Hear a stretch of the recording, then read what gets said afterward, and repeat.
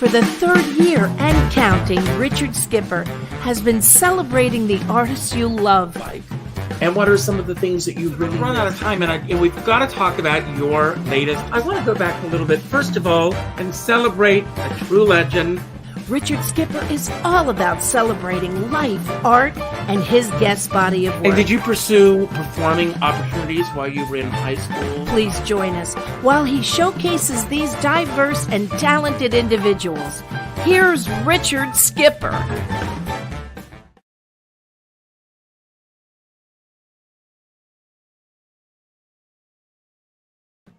I'm here now. Happy Friday, everyone, and welcome to a very early edition of Richard Skipper Celebrates. Who or what are you celebrating today? Well, I'm here early today because as soon as this show is over today, I am heading to Joe's Pub because I am going tonight to see Linda Clifford. Some of you may have seen the interview that I did with her back in May, and I am so excited. I have sent out some invitations for some people to join me this afternoon, and I don't know who's going to pop in. I don't know who's not going to pop in, but I see a couple of people popping in right now. So it's going to be surprise afternoon. It's Hammock Day, which means that every year on July 22nd, we celebrate just relaxation. And we have to take a moment. We have to breathe and we have to relax. I'm wearing relaxing clothes today. I am going into the city tonight. I am going to put on my best disco moves. Do you remember those days when we used to take a disco nap so that we could go in and dance to those disco moves? Well, tonight I'm going to be dancing with Linda Clifford and Martha Wash and the ladies of disco at Joe's Pub. And I can't wait. My friend Natasha Lombardi is here. And Natasha, we have two very special ladies waiting in the wings. And you are going to decide who we bring on first. So all you need to do is pick a number, 1 or 2, and that will decide who will bring them on. So just pick a number, 1 or 2, and we will bring on our first guest. So ladies, just be ready. We can bring you on. And I cannot wait because both of these ladies I love. But we're going to give them equal time today. And we're going to celebrate. And she's picked number 2. And I'm so excited. And I can't believe that she said yes. Because this just happened. It's Tanya Pinkins. Tanya. Hey, I'm relaxed too. I got the sarong on. I'm chilling in the bed. I cannot believe that you said yes at the last minute. So thank you for being here. Sure. And it's, I know that I'm assuming that you have an apartment in the city. Do you Yes, I do. And I'm also going to throw caution to the wind and assume that you do not have a hammock in your apartment. Well, I do have a balcony in my apartment in the city. And I'm not in the city right now, but I do have a hammock right here where I am. You do? I do. Where are you right now, if you don't? Right now I'm in Panama. Are you really? Mm-hmm. Yeah. Oh my God. And you took the time to be here with me? Yeah. Oh, Tanya, I am honored. I was going to ask you, you are so busy. We're going to talk about your project, Red Pill. And I was hoping when I reached out to Lisa asking that you would say yes, because just in case, I grabbed your graphic just in case so that we could talk about it. But you've been so busy promoting this and you worked on this project. How do you unwind? What do you do to really go into that mode of just relaxing and chilling out?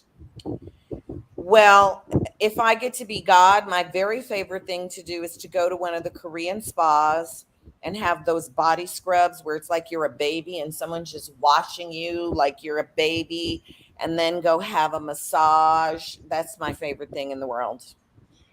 And if you could take me with you, I would let's do that at some point, because I'll pay for it. Well, they have it over in the 30s in Manhattan. They have some. So I would love to do that. I am going to ask a surprise question. As you can see, I haven't even looked at it. Okay. And the surprise question is, and you are an award winner. And the question is, and this is probably a redundant question for you, and maybe it doesn't even matter with you, but would you rather have a Grammy or an Oscar? And if so, why does either one matter to you? Do awards matter to you at this point in your career? That's a funny question you should ask, because I think about my mortality. And so I've been trying to do what I've been told is called Swedish death cleaning, where you start getting things in order because your children are not going to want your stuff. So when friends come to my house and they admire something of mine, I'm like, really? You like that painting? Take it. All my needs are met. Thank God. And when I buy things, I buy them to support a vendor, a family. Do you know what I mean? Like, I don't need anything. I do like beautiful things, but I don't get to take them with me. So I've been talking to the Billy Rose Library about taking my things and, taking my diaries, taking my awards. And interestingly, they don't want the Tony Award. They're like, nah, that's a 3D thing. So I'm like, oh, well, who am I going to give my Tony Award to? So it's always an honor to be recognized. So emotionally, it feels good. But when you've been doing this long enough, you also realize that it is not a merit thing, that people get awards for a lot of reasons, and very few of them have anything to do with merit. I think in certain markets, for certain people, an award can give you a cachet that can allow you to do other things, but that's not necessarily true. So I've learned to enjoy what I enjoy and not have expectations of anything bringing any more. So that being said, of the two awards, a Grammy or an Oscar, I would go for the Oscar because I want to make more films. And you will, and I'm going to pull a question from back here, believe it or not, because these questions are, they're called impact questions. Okay. I have this decked, and this question is, use your skills to empower someone else today. And have you used your skills to empower someone else today? Today, have I used my skills to empower someone else? Yes, I did. Someone called me with a challenge about their writing and a story they were writing. And I was able to give them some notes about just going back to the simplest thing rather than their big thing, to go back to the simplest thing. And they said that was very helpful for them. That's wonderful. Now, I know you've been on this journey with Red Pill. So where are you now with this journey? What's happening right now with Red Pill? I'm about to wall it in Winston-Salem on August 3rd. We're going to have a one night 10 p.m. show there. I think, the pandemic is not over, but I think when I'm in towns from now on, I will do some of these in-person shows. It's available. It's going to be available on the AVOD soon. So like Tubi. And I forgot the other names of the AVODs, but I know Tubi is the one that everybody says is the big one that you want to be on. But it's on Amazon and Fandango and DirecTV and Comcast. And so it is available pretty much worldwide, which is a huge accomplishment. Not everybody gets that. So that, and what I say to people about a movie is a piece of real estate. If you maintain your ownership of it, it has the ability to make money for life, to be introduced to new generations as long as this industry exists. I was watching a great movie that was like 75 years old. It was called Colossus, the Finberg Project. And it was this sci-fi thing that was better than some of the sci-fi things I see today. And it was in black and white. It was so smart. So I think of it as something that is part of my legacy that I pass down to my children, and hopefully they will pay attention. Know, hey, capitalize on this after I'm gone. Introduce it to a new generation. So every time I'm out in the world, it's something to keep promoting because I don't have the millions of dollars that. She's frozen for a moment, so hopefully that's going to pass. Tanya, if you can hear me, you are frozen. So sometimes exiting and coming back. Oh, there you are. So you say the last thing we heard was you don't have $1 million, and then you froze. That's the universe stopping you. Well, the studios spend, I think, sometimes $50 million to get an Oscar. Like, they will spend $50 million on an ad campaign for an Oscar. I would never be able to do that. $50 million could change millions of people's lives. So, it's like Red Pill is like my, like your book. When you self-publish a book, everywhere I go, I'm promoting it because those people are probably hearing about it for the first time and being introduced to it for the first time. And I will be doing that for the rest of my life. And hopefully there'll be more movies, and the next one will bring people's attention to the last one. So, getting my little basket of things that I carry with me for the rest of my life. That's great. A couple of comments. Lisa Rodrigo is here, and she's sending love. Natasha Lombardi said, loved you on Gotham and also on All My Children. You were an amazing Ethel Peabody. She's curious if you enjoyed playing Ethel Peabody. I loved playing Ethel Peabody. And one of the really cool things about that was I was brought on for just a very short recur of about 4 episodes. And I got to work with the brilliant B.D. Wong. And B.D.'s contract was for like a dozen episodes. He was a bigger character, and they just thought they were going to bring me in for, a few moments here and there. And so one day B.D. and I were talking, and I told him that, and he was like, oh, no, we're going to build a relationship. You'll be here a lot longer. And that is what we did. B.D. and I just started doing things like we time our walk together. We have looks, and we started building something that the writers started to write to, and I got to stay there for 11 episodes. That's wonderful. Well, I want to bring our next guest on as well. Jackie Sanders is waiting very patiently in the wings there. Jackie, as Tanya did, has nothing to do with it. I'm absolutely loving and hanging on every word Tanya Pinkins says. Are you kidding me? Ethel Peabody was amazing. I'm just sitting here enraptured. I just love the fact that both of you at the last minute today said yes to me. So thank you both. And Jackie, you mentioned that you didn't have a show tonight. What are you currently working on? I am doing the PTP, the Potomac Theater Project plays down at Atlantic Stage 2 this month. Potomac Theater Project has brought in plays every year for 35 years. They do British playwrights that we rarely seen get done here in New York. So this year I'm in with Bill Army, and I are in Stephen Burkhoff's play Lunch.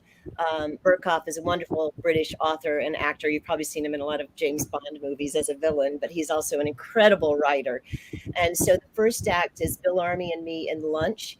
And then the second act, we do 2 Carol Churchill pieces.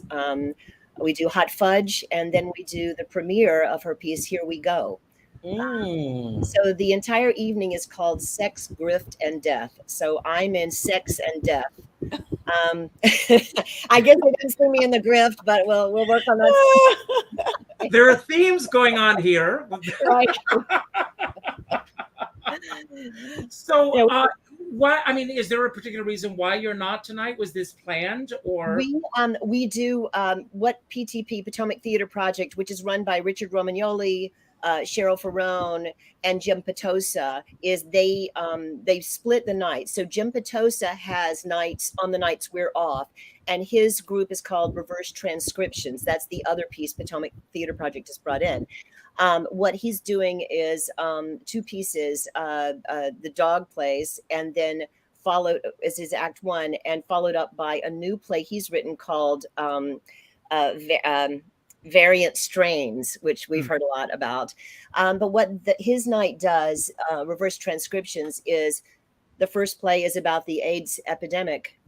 The answer, the second play variant, is about the conversation between older and younger gay men right now regarding, COVID and the AIDS crisis, and some of the younger ones really not understanding what many of us saw, what many of us went through in the, and it's a particularly beautiful night. So if you go on to ptpnyc.org, you'll see, the schedule for both Sex, Grift, and Death, which I'm in, and Reverse Transcriptions, which is the other collection of plays. And with both of you, just to let everyone know, I will have links to both of your projects on YouTube. Because I want to watch Tanya's as well. Thank you. So that people will be able to follow up with those. And it's very, it's timely right now, because with the monkeypox epidemic in New York, and this weekend on Fire Island, there's a circuit party going on. What? Yes, on Fire Island with this monkeypox. I remember very well when the AIDS crisis was desecrating New York City, that the bathhouses and everything started shutting down. And, if anyone has ever read the book And the Band Played On by Randy Schultz, he talks very much in the book that those were opportunities where they should have gone into the bathhouses and educated these men as to what they should have been doing to protect themselves, instead of, shaming them and shutting these doors. And I just hope that, these parties will be used as an opportunity to educate, especially now. I live in Rockland County, and if you've been paying attention to the news, polio broke out again this weekend. The West Nile virus is here in Rockland County. We're not out of the woods with COVID and all of these other things. So, and I was just in Europe. I was traveling a lot. Nobody in France is wearing masks. On my planes, nobody was wearing masks. I was in Kentucky. I was in Atlanta. Nobody was wearing masks. I've been the same place. I was I play Barbara Walters in the upcoming Mike Tyson miniseries for Hulu, and we filmed that in October, November, and December, all over the place. And while masks were still required on planes at that time, the stewardesses were fighting people. It was very difficult. And once I got to, when we were shooting in Birmingham, it was literally, you could tell who's working on the film. We were the only people wearing masks in the entire Birmingham, Alabama. People looked at us like we were from Mars. Wow. And, that's when the Omicron had just was hitting full force. And we were very fortunate because, we had the testing every day and everything. But I've seen what Tanya's seen. And I think that, one of the great educators and one of the great things that is that's happening now that the theaters are reopening again, and certainly, online films and things, is we do have in the arts a chance to educate people in hopefully a palatable way, but maybe something that'll stay with them, hopefully. Who knows? But I think it is something of a, in addition to entertaining people, we have the power to get a message across at all times. And yeah, it's sad that it got politicized because, people from Asian countries have been wearing them forever. And yes. I'd say the most beautiful thing for me about wearing them is I didn't get any colds and sinus infections for 2 years. No, I know, it's great. It's great. So, Jackie, I'm going to ask you the same 2 questions that I asked Tanya. First of all, would it be a Grammy or an Oscar for you? And do awards matter to you? I've never considered the last award I think I got one for an audiobook I did during the pandemic. And that meant a lot to me because it was about a scientist. And it was something that I felt really proud of. I guess I would choose an award that if it was a project that meant a lot to me, because then it would represent not just me, but it would cover everybody who worked on it. And that's what I felt about this audiobook. There's an editor, and there's a guy who runs the soundboard, and there are producers. There are so many people involved. I don't know. I think I I can't even make that decision. But an Oscar, obviously, I think as a kid, everyone dreams of. If you want to be an actor, you think that's what it's about when you're a little kid, and then you get here and you get in this business and you stay. If you stay in it, you realize that the award is the people Absolutely. get to work with, and the privilege of getting up every day and knowing that this is what you do. For me, is everything. Well, that'll bring us to the next question, and that is, have you used your skills today to empower someone?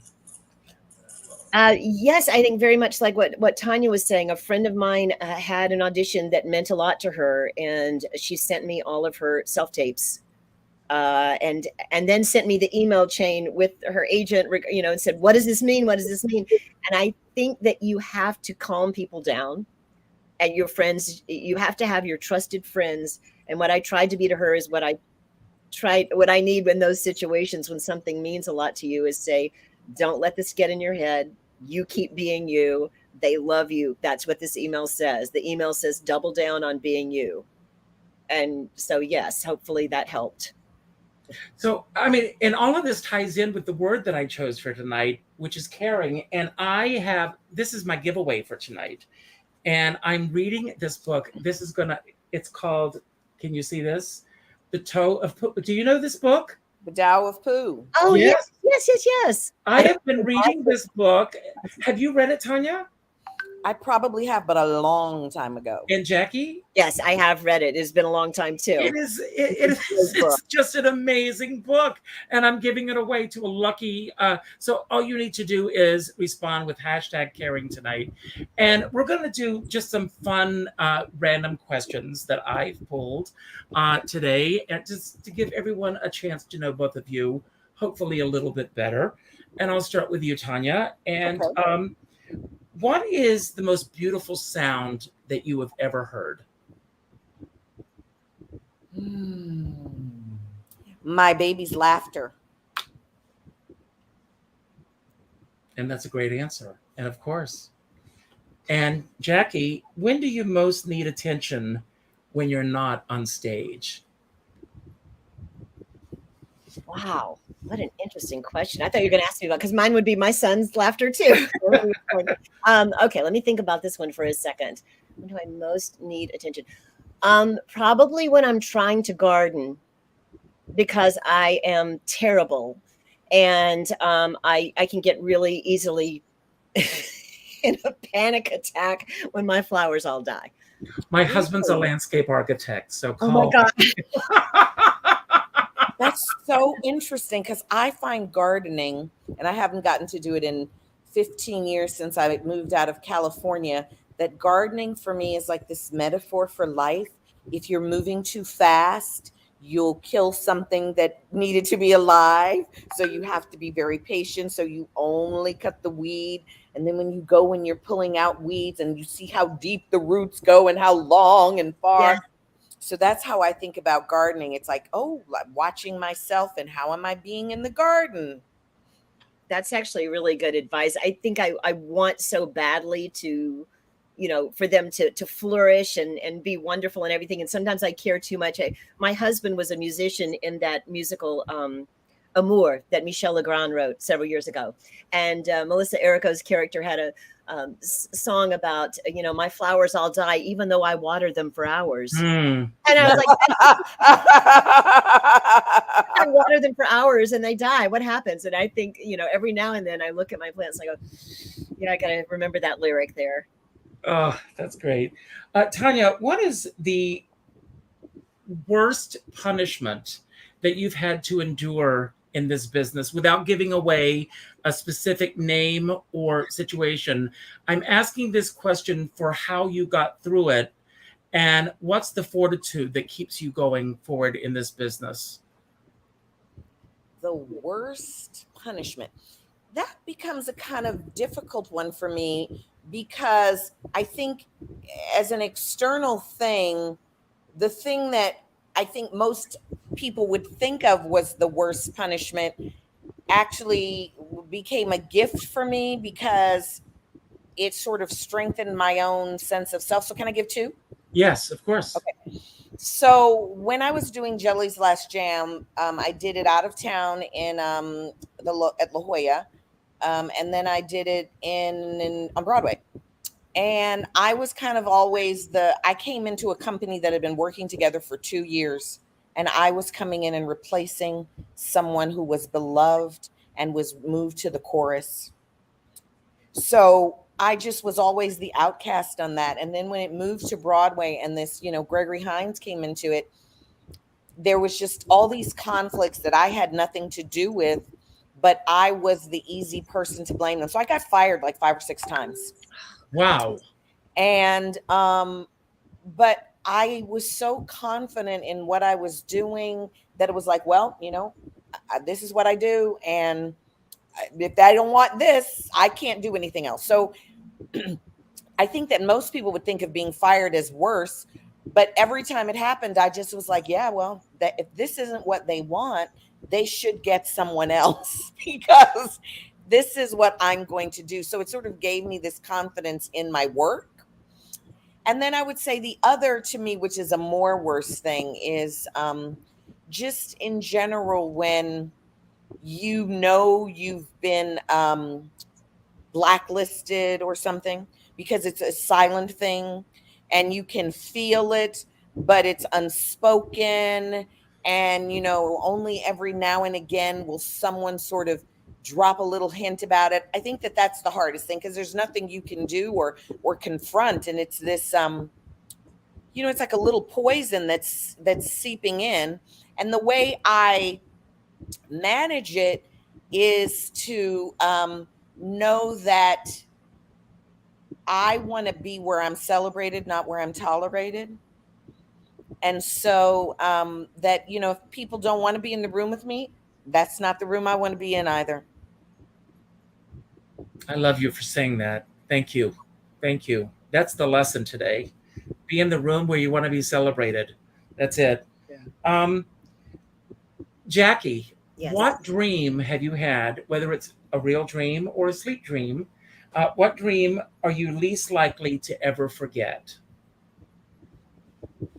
I have one, actually. It's the most the dream I had that was the strongest in my entire life, and that is that I was in San Diego working at the Old Globe Theater, doing this off-Broadway musical Cowgirls that we brought into town. But we were out at the Old Globe, and I went to sleep one night, and I had an incredibly clear and very long, I know they always say they're 3 seconds, but this went on forever, dream with Gene Kelly. And we were on that set of Summer Stock where he does that beautiful You Wonderful You with and with the blowers, and then he does the dance with the newspapers where I know exactly. Right. Everybody knows this film. So we were on that set and we were dancing together, but then we were stopping every now and then and talking about things that needed to be fixed in Cowgirls. So we were talking about something that was going on in my life, and it was very clearly that. And the show was in, out of town tryouts. There were changes being made every day. We were talking about the changes that were being made at the time and dancing on that set. And I just loved him. And we were talking. The next morning I got up, turned on the television, and Gene Kelly had died. And I've never had anything else happen to me like that ever. I'm not someone who has clairvoyant situations that I know of that much. But that was jaw-dropping. And I've never had anything that clear, because I always loved, as a kid, I would always watch the movies on Turner Classics when they came on, and I just thought he was such a great dancer. But that I've never, and I wasn't like a super fan or anything. I had seen his movies, but that was an unbelievably clear dream. I'll never forget it. And I will never forget waking up the next morning and seeing the news. Wow. What an amazing story. Wow. That's great. Tanya, wow, that's great. Who were your mentors, and who are your mentors? Growing up as a kid, I had a teacher in elementary school who really went out into the world and advocated for me to get a lot of scholarships. And he taught me how to talk when you went into those rooms for those interviews. So like based on how he told me to talk, I was like chosen to be the representative for my state of Illinois in Washington, D.C. for the bicentennial. I also got to go to the St. Nicholas Theater Company, which was run by William H. Macy and David Mamet. I was the only kid there. I was 15 years old. Like John Mahoney and I were in class together. So that was one of my mentors. And then George C. Wolfe is a huge mentor for me. I have worked with him more than anyone I've ever worked with. He just is someone that I respect, I admire. I call him often. Most of the things that are quotes that I use are things he said. Brilliance lies in the moment that might not work. If they're running you out of town, jump in front and call it a parade. I've heard him say that. One of my favorite things that he says. And he also says this thing about the business, about show business, that's been meaningful to me in these last few years. He says, the system doesn't want your brilliance. They want you to put your brilliance on their stupidity. Mm.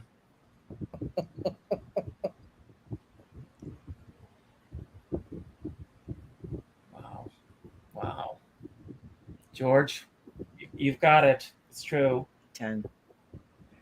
Jackie. Oh, wow. I don't know what to follow up with that. I don't either. I'm afraid. Jackie, what would you most like to be remembered for after you pass on?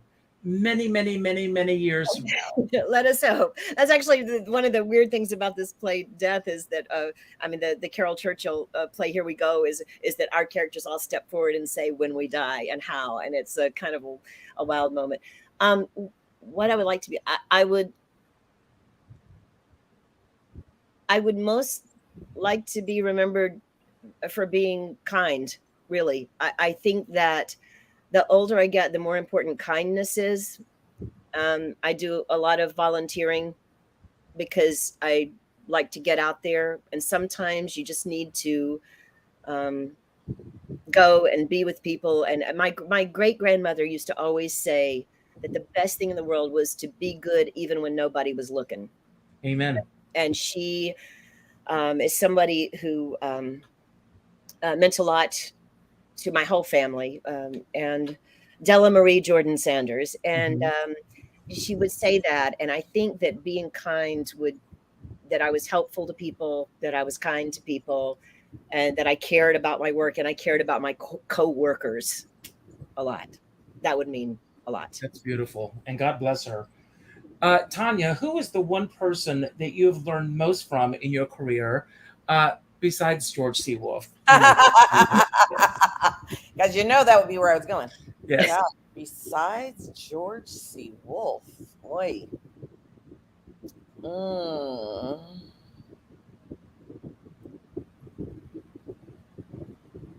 Bill Macy, William H. Macy. I'm sorry, Bill Esper. I'm sorry, Bill Esper. I, went back and studied with him after I'd had a career. And I just was feeling like I was getting things because I was talented, but I didn't feel like I had a craft that I could hang on to. And going back and doing that 2-year program after already having a career was really important. Wow, great. Jackie, what are your expectations and desires for the rest of this year? I cannot believe we are about to go into our 8th month. I can't either. In just a few days. I know. Expectations, career-wise or personal or all of the above. All of the above. Well, I hope I get a show in the fall. I love television and film, but I just love the theater so much, and I'm so grateful to be working right now, and I'd love to continue being on stage. This really does it for me. I just love being in the theater live and the unpredictability. So I hope that will continue. I hope I'll get something for the fall and be able to continue doing what I love so much. Personally, I hope to be able to, I traveled a lot during all of this, but my dad is going to be 89 soon, and I'm God crazy bless about him. And And where is your dad? in Georgia, near Atlanta. And the pandemic has made all of us be super cautious. He's in great health, and we'd like to keep it that way. So I hope I get to see him a couple of times the rest of this year. That would mean an awful lot. And also, my son is in Boston, and trying to get around to see everybody would be really great. Wonderful. Tanya, when do you think that you have been the most shocked in your career?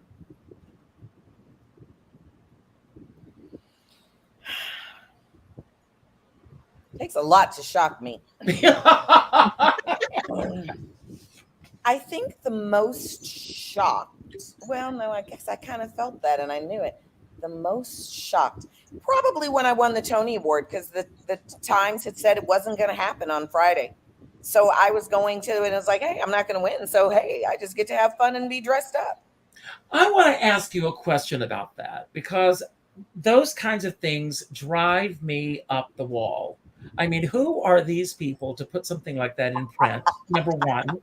And when you see something like that in print, what does that do to your psyche? And I'd like both of you to respond to that question.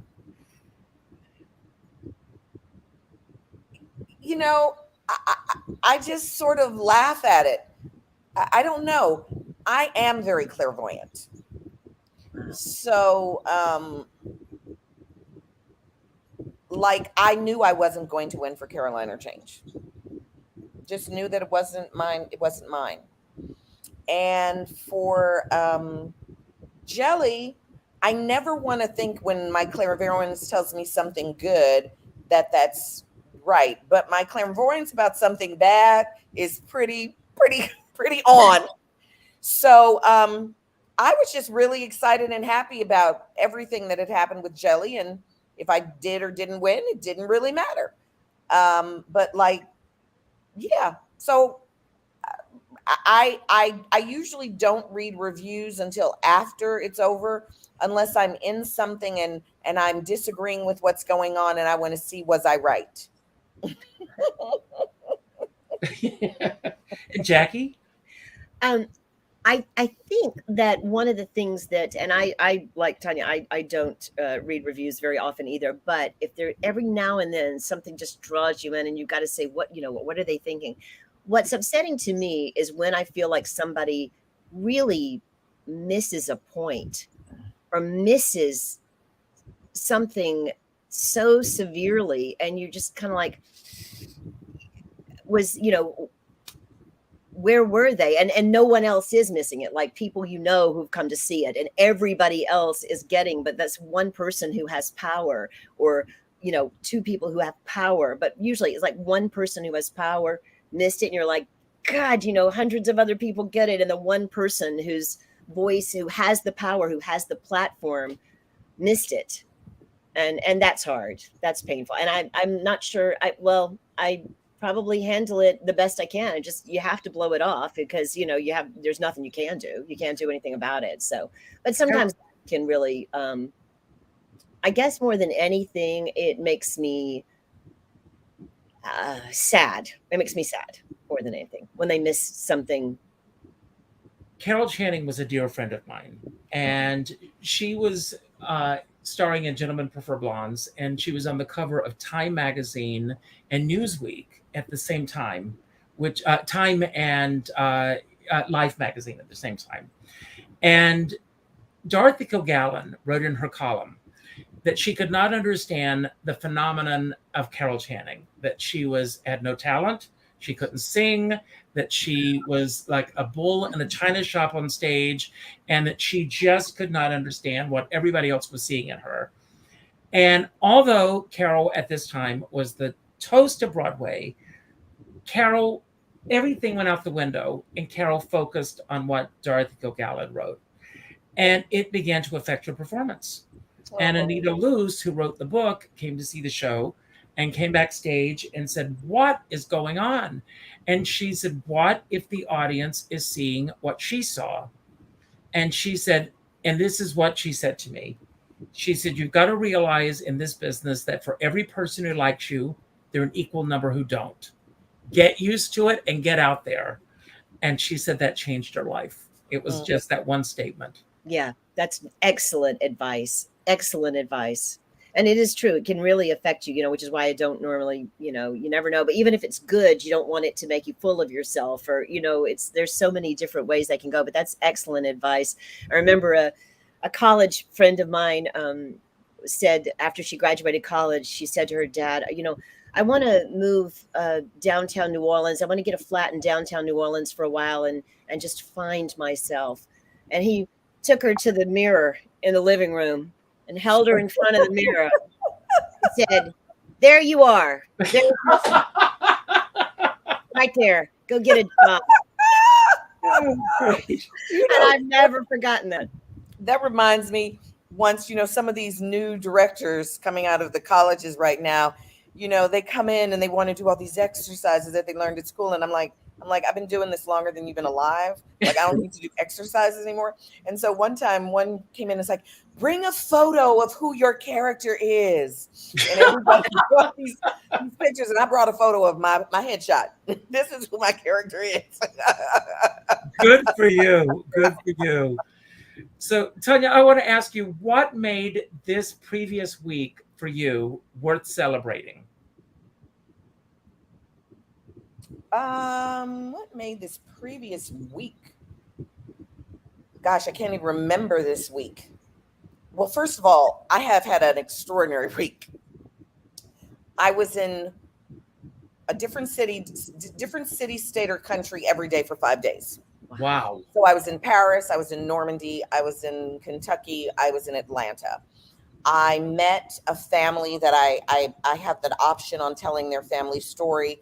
They know their history from being kidnapped in the Songhai Empire and brought here, and 3 generations of their family stitched the codes into quilts that helped runaways make it to the north. And the granddaughters of the grandchildren of that last family, they're in their 80s. There are 5 of them.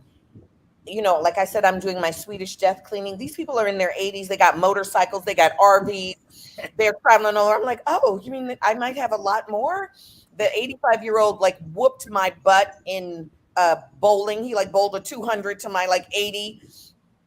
So that was thrilling to meet people who were so inspiring. And then their family was wonderful and made me feel like their family. And then Normandy is just gorgeous. And a friend of mine bought a theater and a farm. And, I just got to be there with them and that. And then Paris, I wasn't there as a tourist. And I went to different people's homes. And I was with this one family. And they were just laughing, and even their teenage daughters, about how they had gotten every mosquito illness. And they were just laughing about it. Like, oh, remember when we couldn't put our clothes on because we had the bone breaking pain and everything was bad. And I just loved the spirit of them. And so it was really inspiring. I've had a great last week. Oh, that sounds incredible. Jackie, what inspired you this week? I think our directors really have had to pull together a lot because we've had, an actor here and there out with COVID, and pulling the understudies in and rearranging this, and Cheryl Ferrone and Richard Romagnoli just pulling, we do this in participation with Middlebury College. So some of the people in our show are college students, and they are working their tails off, these kids. And they've already had to do a good bit of college online, like performers trying to get jobs in the theater have had to do college online. So now they're in a real theater and they are working in New York City, and some of them never been here, and some of them are understudying, and they're learning that, whereas understudying used to be sort of a glorified little thing in the program, in COVID times, understudying is a job and you're going on, you're going to probably go on. And to see these kids pull it together and do things they've never done before, and the different levels of preparation, who's been ready, who's been on the spot, who needed extra help, and who was terrified, just to watch all these kids And then we have, people, Bill Army, Danielle Skrasdad, all these people, we've all been in this business forever. I think we've all been very inspired by these kids pulling it together during this time. I want to, this year, and you bring up a very interesting point. This past year, because of a lot of things that have happened in the news in the theater, understudies, swings, standbys, God bless all of you, and have come to the forefront. Has there ever been an experience with either of you where at the last minute you had to go on in a situation where you didn't think you were prepared to do what you had to do, and you just had to pull it out of a hat, so to speak, and you really learned truly how prepared you were, more so than you thought you were? Either one of you can go to first. I can't imagine Tanya's ever had to understudy anyway. I've understudied many, many times. Have you? And here's a story that I think is, I'm getting very conservative in this. These young people and all their complaints about, oh my God, you don't treat me right. I'm like, they truly don't know what it was to be in this business 50 years ago. No. There were people who you worked with, and it was like you came into the room and they were like, if you were like the new person, was like, don't fuck up our show. I'm sorry if I can't curse, but it was like, so they expected you to step to a standard. And I remember I came in as an understudy for My Name is Alice. And it was Elena Reed and somebody else. And I was understudying two of them. And I came into the dressing room and they said, oh, we heard you had a good first rehearsal. Well, we'll see how good you are. And each of them missed the next night. So I had to go on. Wow. And that was just called, like, that's just training. That's like, that was just like, we're training you. You got to be ready. As Jack K. Harry would say, if they give you a minute, take 60 seconds. I love it. I was understudying the last revival of Smoke on the Mountain several years ago, an off-Broadway musical, and I had to play a lot of instruments in addition to the three women I was understudying. And I do play a lot of instruments, so that wasn't something I had to do. But some of instruments I'm better than others, and piano is not my forte. I'm a really strong saxophone player, and I play banjo and I play guitar and I play all these instruments that I grew up playing because I watched the Barbara Mandrell show and I wanted to be like her. But piano lessons were something I did for my mother to make her happy. But the first day I was hired as the understudy, Constance Barron, who was playing the mother in the role, and I was like, I don't know, 28 years old. And I was going to understudy her. She was playing the mother. And she said, listen, she said, if you can learn my book first, I need to take some time off because I'm going to get married. And I can have an extra few days of my honeymoon if you learn my book first. And I took one look at that piano book and I almost had a heart attack because it was, serious, like gospel piano. And I just worked around the clock, and I had a new baby. I had a 1-year-old baby at home, and we just called my niece in and said, you're going to live with us and take care, and I'm going to learn this thing. And I gave her extra time, and she married John Miller, and they are still very happy. And and there you go. Wow. What instruments do you play? I play piano, alto sax, 5-string banjo, guitar, clarinet, upright bass. I am telling you, this is what you talk about, kids 50 or whatever. When I was a kid, we didn't have Kardashians on television. We had the Mandrell sisters, and those girls played 1,000 instruments, and at least two of them really nailed them, Barbara and Louise. And I saw that in my tiny little town. And so the first person I ever saw playing alto jazz saxophone was Barbara Mandrell. So I saw someone, I thought, oh, that's what we, that's cool for me to do because that's what she's doing. So that was the first person I ever saw. So saxophone's probably my main instrument. And variety shows when I was a kid in the 70s and 80s, those variety shows were huge. Love the variety shows. Yep. And I mean, when you see, it's amazing. I remember an interview that I saw years ago where Jessica Lange said when she was a young girl, we had like Playhouse 90 and all these shows where there was live theater on television every night of the week. And now you've got 500 channels, and that quality television cannot be replicated. Why is that? I feel like and it's not everybody, but some people's standards just aren't the same as ours. Like I started watching a TV show today. I am not going to say the name of it. And I was just like, it was like TikTok, the way the TV show was. And it was just like people whining and complaining. And I was like, I don't even like these people. Why are they on a TV show we're not interested enough to pay attention to? Like, what is going to be the lesson, the value that you're going to share with us? There's a lot of whining. There's a lot of whining about why things, on TV shows, and about why things can't be done. And once a year we have that big musical that they say, so-and-so live, or, Peter Pan live, or whatever it is. Beauty and the Beast was just announced. Live.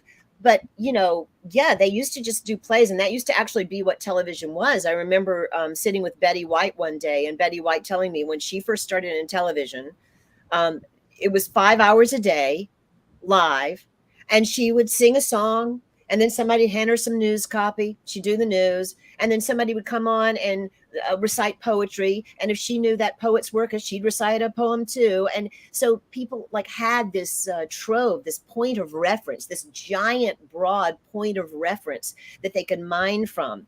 And I think it's been very interesting. I think it was Barbara Streisand saying, people now want to be famous, but famous for what?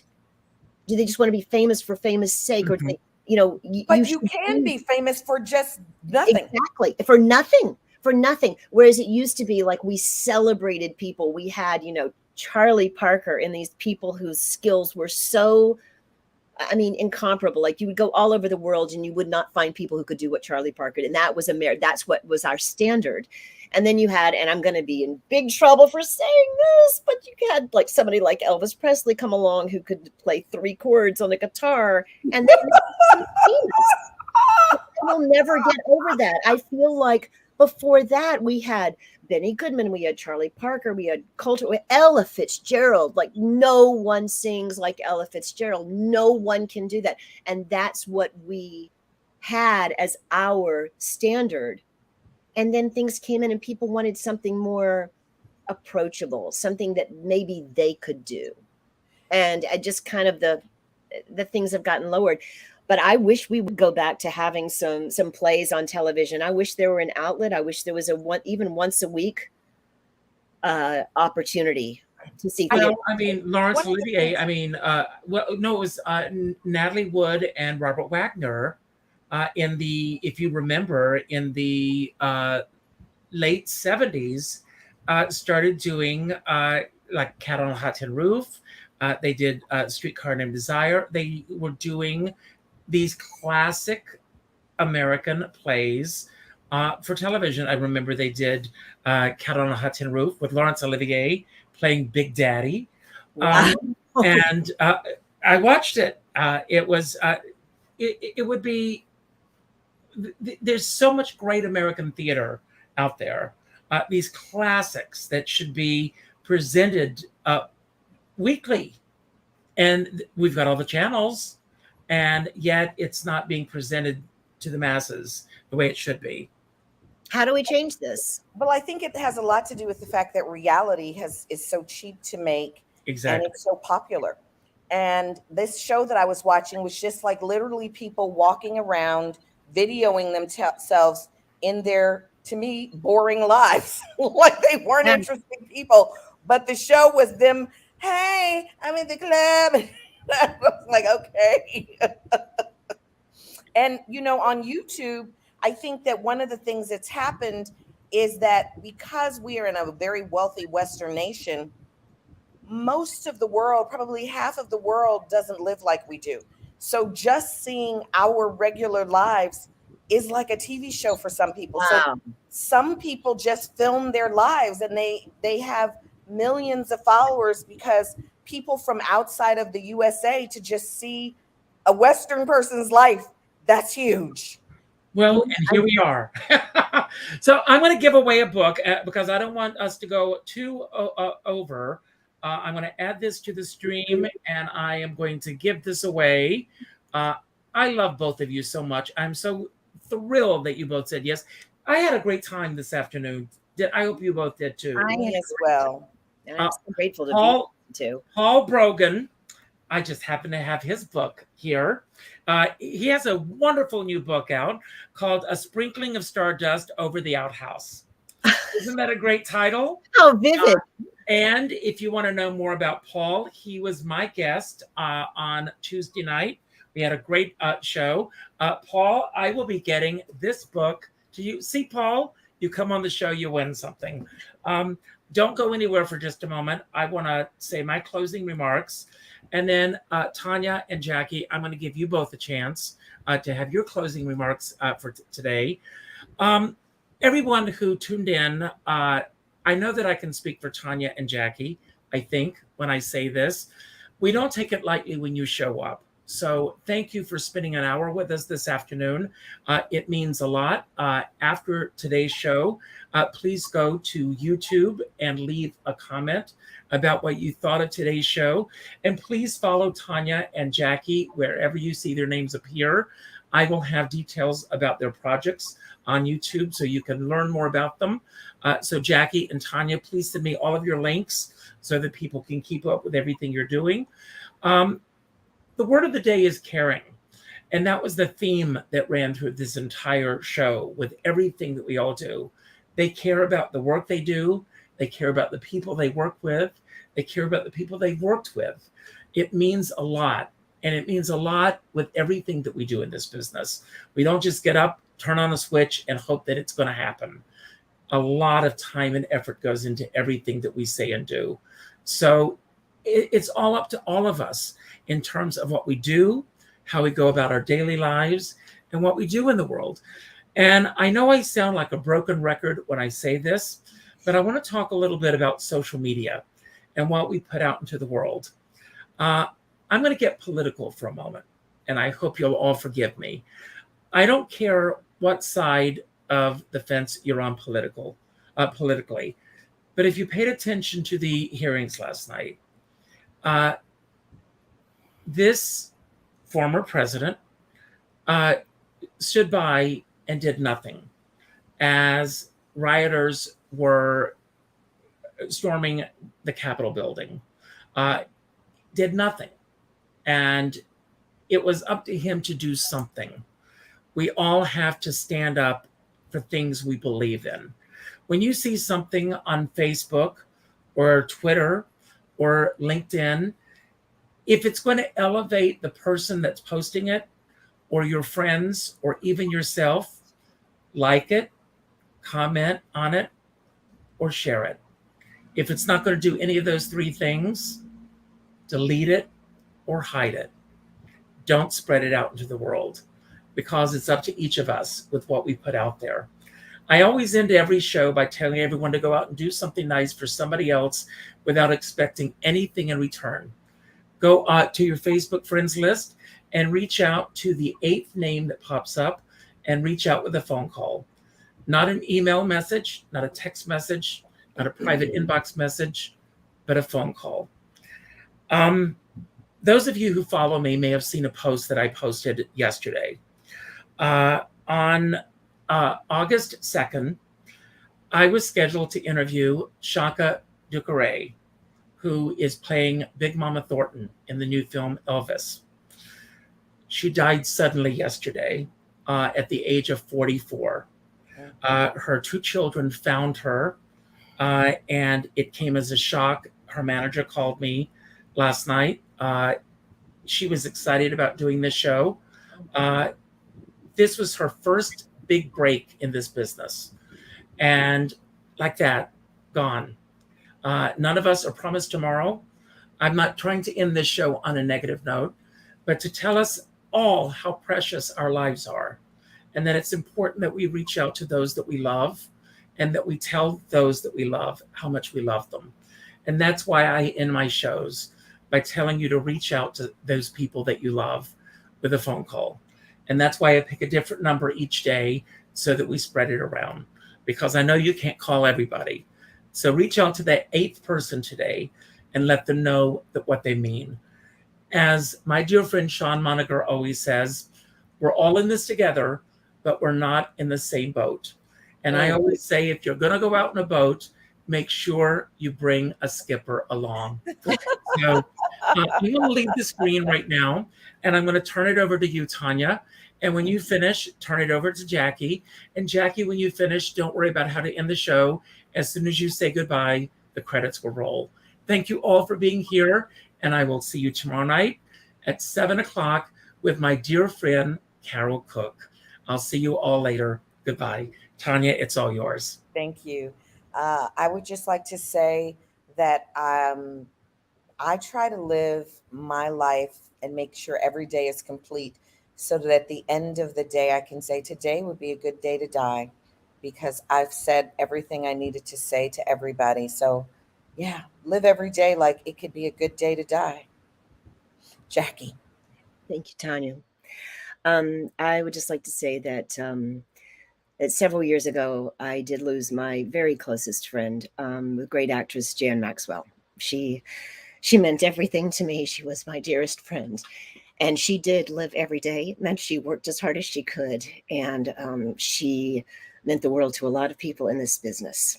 And I think teaching the love of family, the love of her family, we had a mutual love of our families. The kindness her family has shown to me in all this time, and making sure that you keep touch if you're in this business. Keep tight with your family if you can, and if you have good relationships with them, and try to have good relationships with them, even if you differ on some things. I would say, in addition to Richard's call the 8th person on your Facebook list, also maybe try to reach out on the phone to someone in your family and see where that leads. Thanks so much.